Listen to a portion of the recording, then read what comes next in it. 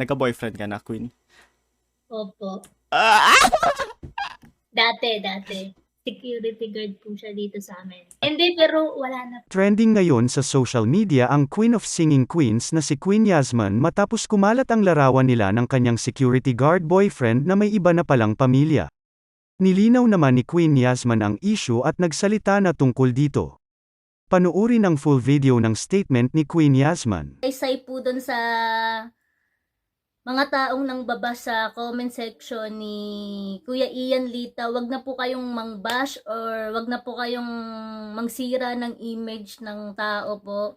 And syempre, wag niyo pong siraan po yung image po ng tao, and wala naman po kami. Yung mga binibigay ko po sa kanya na mga regalo po na sinasabi niyo po na binigay ko po yun ng kusa. Wala po siyang hiningi or whatever.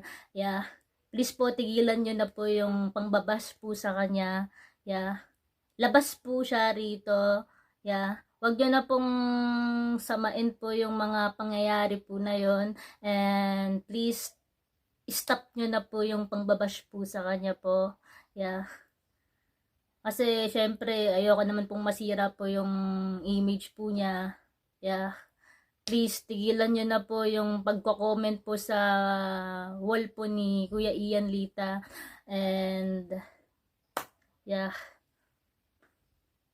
Thank you, everybody. Halo-halo naman ang mga comments ng mga netizens sa video ni Queen Yasmin. Kayo ba, ano ang masasabi nyo tungkol sa Queen Yasmin kabit issue? Comment down below at ipakita ang suporta kay Queen Yasmin.